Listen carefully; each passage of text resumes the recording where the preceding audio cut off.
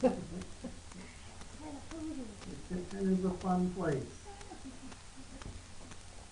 As we continue to look at the 8 principles of Celebrate Recovery based on the Beatitudes, I want us to read together these principles until we get to number 4. So read with me principle number 1. Realize I'm not God. I admit that I am powerless to control my tendency to do the wrong thing and that my life is unmanageable. And then principle number 2.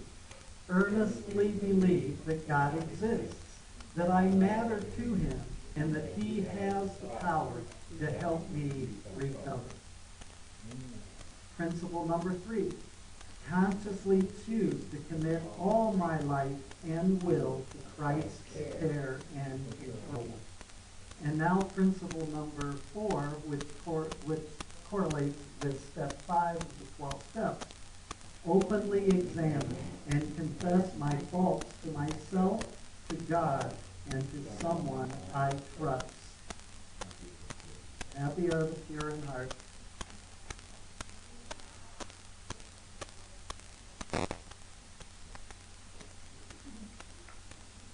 I want to talk tonight about confession.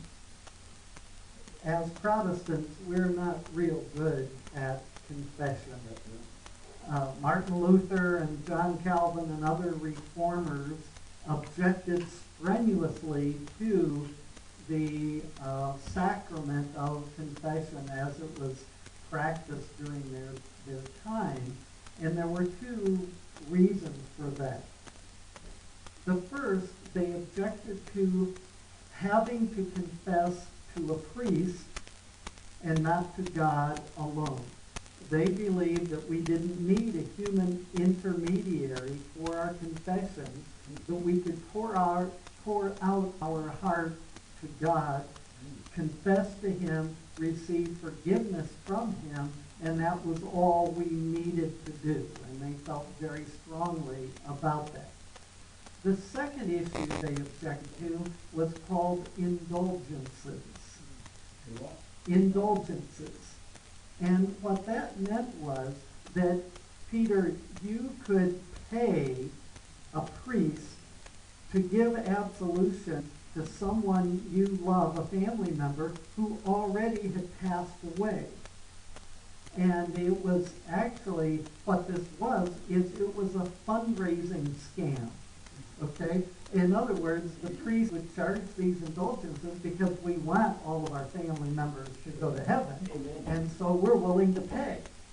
Well, they used this money as a way of funding the building of churches and supporting the extravagant lifestyle of the church hierarchy of that time. So indulgences was a fundraising idea. And of course, Martin Luther and John Calvin and other reformers objected to it and wrote scathing criticisms of the sacrament of confession. And remember, when I say the word sacrament, a sacrament was a means of grace.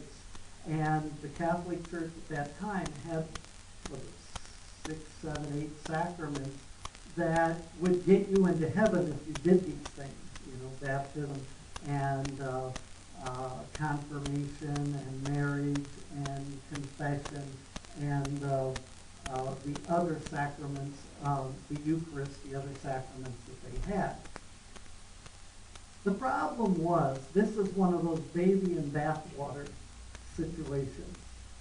And that is that Luther and Calvin and Zwingli and the other reformers attempted to reform the practice of confession, but at the same time they ended up removing the principle of confession.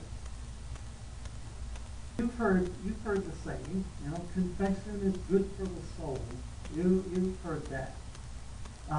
We have this quote up here from St. Augustine. The confession of evil works is the first beginning of good works. So the first question to think about tonight is, what do we confess? And we go to Augustine. He had some thoughts on that too.